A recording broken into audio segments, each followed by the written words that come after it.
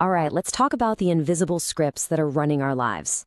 We're going to dig into the blueprint of your mind, a program that was written a long, long time ago, way before you were even aware of it. And this program, it's dictating your success, your failures, pretty much your entire sense of self. You know that feeling, right? Where you consciously want one thing. Maybe it's a promotion or a great relationship or just to get your finances in order, but you find yourself doing things that pull you in the complete opposite direction. It's so frustrating. It feels like one foot is on the gas and the other is just slamming on the brakes. So this internal fight, this battle, yeah, that's what we call self-sabotage.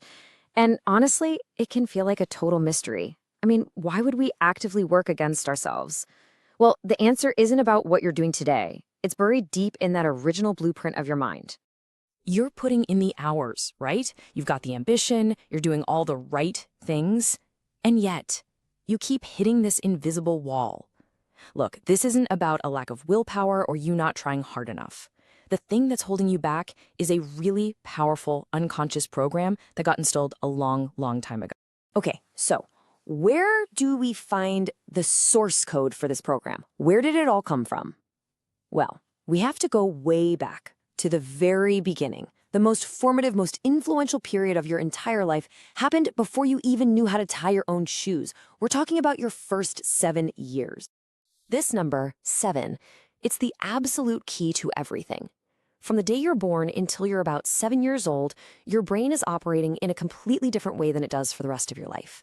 It's this period of intense programming where your fundamental beliefs about who you are and how the world works just get locked in. So, why?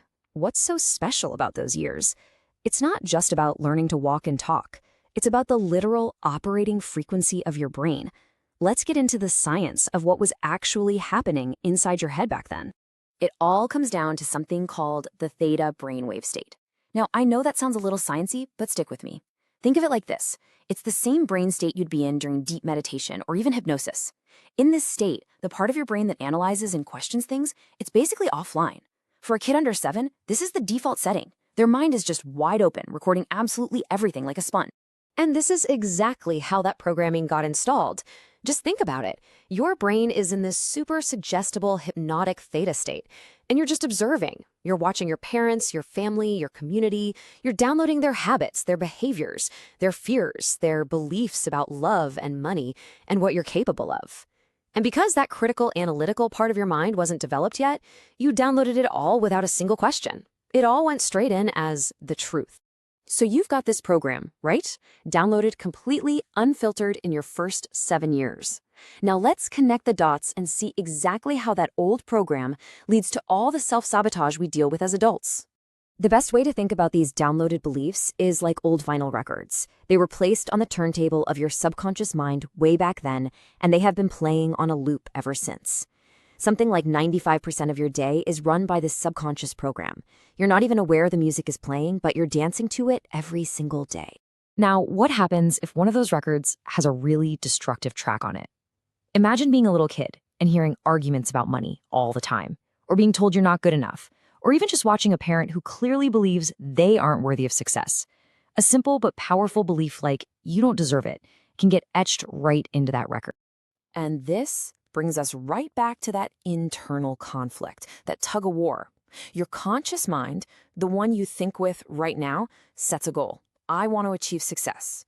But the second you start to move toward it, that old record in your subconscious kicks in with its track. But you don't deserve it. And guess what? The subconscious mind is 1,000,000 times more powerful than the conscious mind. So which one do you think is going to win that fight? And there it is. That's the answer. Self-sabotage is not a character flaw. You're not broken.